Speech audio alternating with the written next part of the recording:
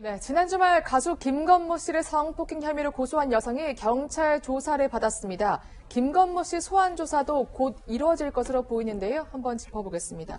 서 팀장, 일단 그 여성은 한 몇 시간 정도 조사를 받았습니까? 6시간 정도 조사를 받았습니다. 네. 조사를 받은 게 지난 토요일이었는데요. 사실 토요일에 이 여성의 조사 내용 자체는 알려지지 않았습니다. 경찰에서도 이 비공개 조사를 진행했기 때문인데요. 원래 피해 주장 여성 측, 그러니까 강용석 변호사는 중앙지검에 고소장을 제출했지만 현재 검찰의 지휘로 사건 자체는 서울 강남경찰서가 수사를 하고 있습니다. 피해 주장 여성 한 8시간 정도 조사를 받는 과정에서 자신의 성폭행 피해를 주장했고 김건모 씨에 대한 처벌 의사가 분명하다고 그 의사를 전달한 것으로 전해지고 있습니다. 팀장님, 이런 단건 사건으로 8시간 조사면 긴 건가요? 짧은 건가요? 뭐 통상 수준인가요? 통상적으로 뭐 서너 시간 받을 수도 있는데 요거는 좀 약간 이제 문제가 있기 때문에 8시간 받았는데요.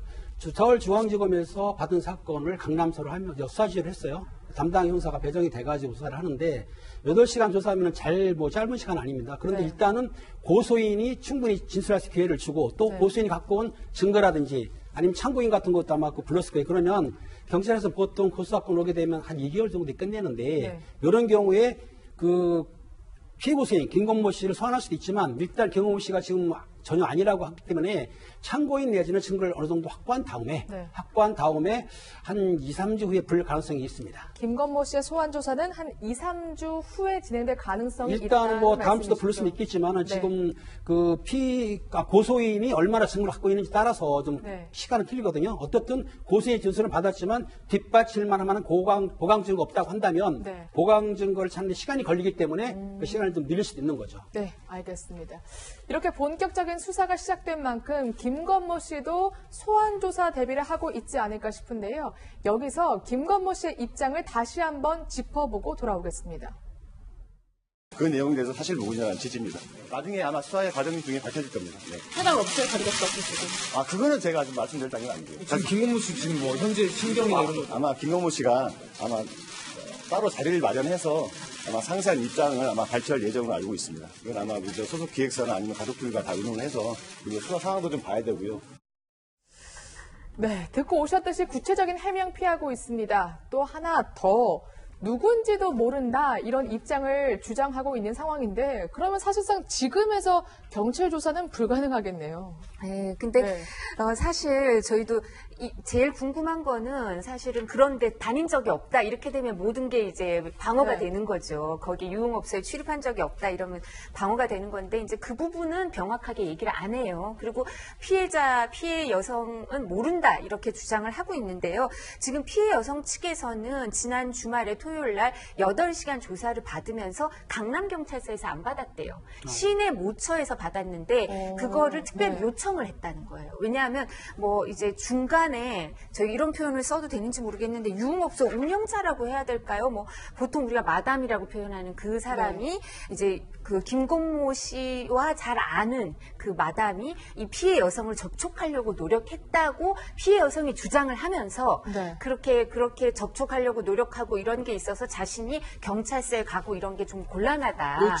노출되는 게 곤란하니까 다른 데서 조사를 해달라. 그래서 모처에서 조사를 하고 그리고 또 신변 보호 요청도 그날 했다는 거예요. 토요일 날. 이게 받아들여질지는 이제 성폭력 피해에 관한 법률 이런 거 해서 위원회 개최해서 결정을 해야 되겠지만 그렇게 주장을 하고 있어서 양측의 주장이 너무 다르죠. 그죠? 그러니까 김건모 씨 측의 변호인은 전혀 아는 사람이 아니다. 모르는 사람이다. 그리고 무고죄로 맞고소를 한 상태예요. 맞고소를 한 상태인데 피해 여성은 그 중간에 다른 사람, 김건모 씨 측이 잘 아는 사람이 오히려 나를 회유하거나 이러려면서 이렇게 그렇게 접촉을 하고 있기 때문에 내가 신변 보호까지 받아야 된다. 이런 입장이니까 너무나 팽팽하게 이렇게 평행선을 유지하고 있는데요. 일단 뭐 김건모 씨 측에서는 모르는 여성이라 하더라도 이제 수사기관에서 수사를 하면서 절차상 이제 피고소인이죠. 뭐 조사는 해야 돼요. 조사는 언젠가 네. 할 텐데 좀 전에 팀장님이 말씀하신 것처럼 그 피해 여성이 주장하고 제출한 증거가 어떠냐에 따라서 소환 시기가 달라질 수는 있는데 조사는 일단 한 번은 받아야 돼요. 최소한 한 번은. 예. 네, 알겠습니다. 지금 신변보호 얘기를 하셔서 궁금해지는 게 지금 신변보호가 요청이 된 상황이잖아요. 경찰은 그러면 신변보호를 받아들인 겁니까? 어떻게 된 겁니까? 지금 전해지고 있는 내용에 따르면 네. 이 스마트워치를 지급할 것으로 지금 취재가 되고 있습니다. 네. 사실 상식적으로 좀 이해가 안 되는 부분이 있는 게 사실 김건모 씨 측도 변호인을 선임했고 또 피해 주장 여성도 변호인을 선임한 상황에서 서로 접촉을 하려면 이미 공개된 변호인을 만나면 되는데 굳이 자기가 과거에 일했던 그 여성의 유흥업소 뭐 마담이라고 부르죠. 그 여성을 통해서 다른 루트로 접촉이 들어왔다는 겁니다. 이 부분에 대해서 현재 피해 주장 여성이 불안함을 호소하고 있는 상황이고 경찰 역시도 이 신변보호 요청을 받아들여서 이 피해 주장 여성에게 이 스마트워치를 지급할 것으로 예상이 됩니다. 네. 실제로 가로 세로 연구소 측 처음 폭로를 한 곳이죠. 거기서는 초반부터 김건모 측과 연관되어 있다는 유흥업소 마담의 영향력을 주장해 왔는데요. 그 목소리도 듣고 오겠습니다.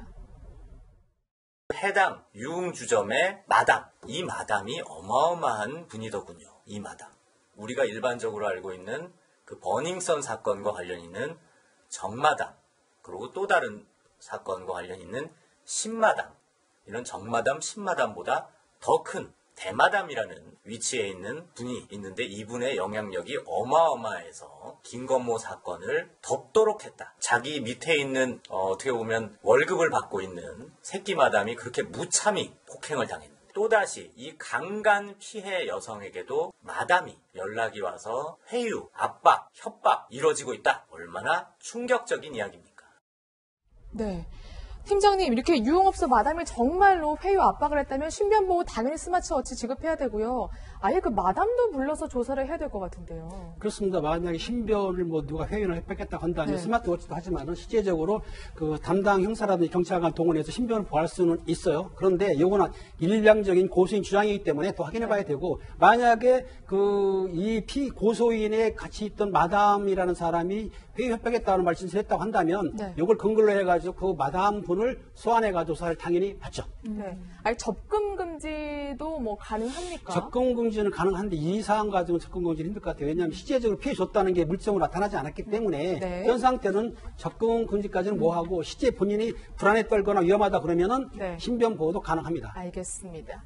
김건모 씨와 해당 여성 둘 중에 누가 웃고 누가 울게 될지 관심인데요. 김건모 씨가 특히 맞고소를 선택하면서 결백한 거 아니냐 이런 의견도 있지만 일각에서는 본인도 처벌받을 수 있는 악수가 될 수 있다. 또 이런 의견도 나오거든요. 그렇죠. 이게 맞고소라는 게 사실 양날의 검입니다. 네. 왜냐하면 내가 결백하다라는 것을 주장하고 강하게 주장하고 또 경찰의 수사를 받을 수 있는 하나의 방법일 수도 있는데 만약에 맞고소를 했는데 내 범죄 혐의가 인정된다라고 하면 오히려 여론의 역풍뿐만이 아니라 재판에서 반성의 여지가 없다 이렇게 볼 수가 있거든요. 그렇군요. 예전에 네. 이 엄태웅 씨 사건이 있었는데 이 엄태웅 씨가 2016년도에 마사지업소 종업원을 성폭행한 혐의로 고소를 당했었습니다. 그랬죠. 근데 이 당시에 엄태웅 씨가 이 성폭행 사실을 부인을 하면서 오히려 이 해당 여성을 무고와 공갈 혐의로 맞고소한 적이 있어요. 근데 이 엄태웅 씨는 그 당시 성폭행 혐의는 무죄가 나고 이 성매매 혐의만 적용돼서 벌금 100만 원을 받았는데 오히려 상대 여성이 무고죄로 징역 2년 6개월의 실형을 받은 적이 있어요. 이때는 왜냐하면 명백한 증거가 있었습니다. 네. 녹음이 있었는데 녹음에 둘 사이에 대화를 하는 내용, 웃음소리 이런 게 네. 있었어요. 이것을 봤을 때는 폭행의 협박은 없었다. 즉 성폭행은 없었다라고 해서 오히려 무고로 상대방 여성이 실형을 받았었는데 만약에 맞고소를 했는데 이러한 명백한 증거가 없다라고 하면 앞서 말씀드린 것처럼 김건모 씨에게 오히려 역풍을 맞을 수 있는 그러한 안 좋은 수일 수도 있다. 이렇게 생각이 드는 거죠. 네, 알겠습니다. 이번 사건 후폭풍 김건모 씨뿐만이 아니라 방송가도 강타했는데 한번 짚어보겠습니다. 사실 김건모 씨가 제2의 전성기를 누리고 있던 만큼 후폭풍이 큰 건데 미운 우리 새끼란 예능 프로그램에는 자신뿐만이 아니라 어머니도 같이 나왔잖아요. 그 부분은 어떻게 되는 거예요? 그러니까 사실은 이 예능 네. 같은 경우에는 굉장히 이제 후폭풍을 맞고 있죠. 만약 마지막으로 출연했던 네. 영상이 김건모 씨가 프로포즈라는 영상이었어요. 근데 이때 많은 시청자들이 내보내지 말라 이렇게 얘기를 했는데 이제 계속 그냥 내보냈습니다. 그리고 네. 나서 이제 시청자들이 폐지를 해라는 비난이 폭주를 했고요. 이러한 비난의 영향인지는 모르겠지만 이번 주 방송분부터 이 김건모 씨와 김건모 씨의 어머니가 더 이상은 출연을 하지 않을 것이고 추가 촬영 예정도 없다. 그런데 하차라는 표현을 쓰지 않겠다. 왜냐하면 김건모 씨가 고정 게스트도 아니었고 어머니가 스페셜이 MC였기 때문에 하차라는 것은 뭐 맞지 않는다라고 강조를 했습니다. 네. 사실 최근에는 아내까지 이제 출연을, 그러니까 프로포즈 영상에 아내가 출연을 한 거잖아요. 그렇기 때문에 더욱더 비판이 컸던 것 같습니다. 그런 것 같습니다. 사실 이 프로그램을 네. 통해서 사랑을 받았고 또 이 프로그램 안에서 자신의 일상생활 그리고 어머니까지 모두가 공개됐던 상황에서 김건모 씨뿐 아니라 어머니에게까지 타격이 있는 건 마찬가지인 것 같습니다. 사실 김건모 씨의 어머니 방송에서도 한결같이 아들 사랑을 이야기를 했었는데요. 김건모 정말 속 깊은 아들이고 아버지 목까지 나를 정말 잘 살폈다. 아들이 술을 마시면 참 부드러워진다. 나에게는 세상에서 가장 장한 아들이다. 이렇게 이야기를 했습니다. 실제로 김건모 씨의 어머니 여사는요. 2017년에 문화체육관광부에서 주관하는 장한 어머니상을 실제로 그랬죠. 수상을 하기도 하셨어요. 네. 사실 이 사건과 별개로 어머니는 또 그만큼 또 김건모 씨를 잘 키워냈다라고 생각은 들지만 이 프로그램 안에서 아무래도 공개가 됐던 상황이기 때문에 이런 피해 주장 여성의 고소와 이제 법적 공방까지 이어지는 과정에서 가족들이 또 피해를 입는 거는 어쩔 수 없는 것 같습니다. 네. 물론 김건모 씨 사실 여부 확인해 봐야겠지만 가족들을 향한 악플은 달아서는 안 되겠습니다. 이런 가운데 김건모 씨 파문에 가슴을 이렇게 쓸어내린 기업이 있다면서요? 왜 그런 거예요? 사실 이제 뭐 네. 그 소주 제조사가요. 이제 네. 김건모 씨랑 2017년부터 이제 광고 계약을 체결했던 거예요. 그래서 1년을 하고 그다음에 1년을 연장했었는데 근데 이제 최근에 이게 종료됐어요. 계약이 종료돼서 2019년 9월에 종료되고 나서는 이제 재계약을 안 했기 때문에 이제 모델이 아니었던 거죠. 네. 근데 이런 일이 터졌을 때 광고 모델이었으면 좀 곤란했을 텐데 최근에는 걸그룹으로 광고 모델 변경하면서 투트랙으로 작년부터는 투트랙으로 왔었는데 그 걸그룹하고는 다시 계약을 연장하고 김건모 씨하고는 계약을 종료했기 때문에 네. 이제 손해가 없는 건데 우리가 광고 계약 같은 거 보면 보통 어떤 게 있냐면 뭐 사회적 물의를 일으키거나 이제 이미지에 타격을 주는 경우 거기 광고 계약을 해지하고 뭐 그리고 해제하고 나서 뭐 손해배상도 하게 하거나 아니면 광고 계약금도 전부 돌려주거나 환불하거나 뭐 이런 게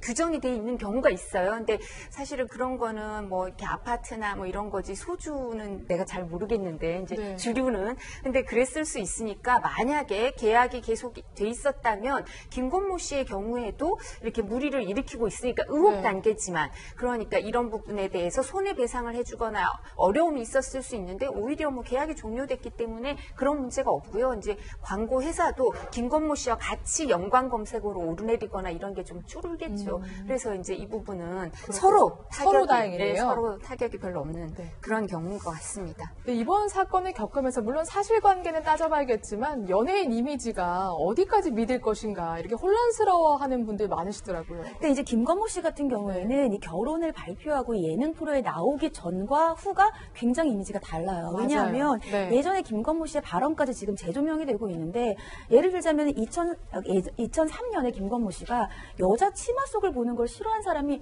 있냐 이러한 또 발언도 했던 것이 다시 재조명이 되고 있습니다. 뭐 그런데 2019년에 결혼을 발표하고 나서는 김건모 씨가 내가 결혼을 하면 이 와이프랑 같이 봉사를 다니고 싶다. 버스를 네. 사서 같이 버스를 다니고 봉사를 다니고 싶다라거나 또 이제 김건모 씨의 장인어른이 우리 김건모 우리 사위는 참 정직하고 착하고 진실한 심성을 가지고 있어서 마음이 끌린다라고 하니까 이 막상 이러한 이 성폭행과 관련 의혹이 이제 제기되고 나서 과연 어떤 모습이 김건모 씨의 진짜 모습이냐라고 하면서 많은 시청자들이 혼란스러워하는 모습을 보이고 있습니다. 네, 김건모 씨의 진짜 모습 확인하기 위해서는 아무래도 경찰 수사 결과 기다려봐야 할 것 같습니다. 그럼 다음 사건으로 넘어가 보시죠.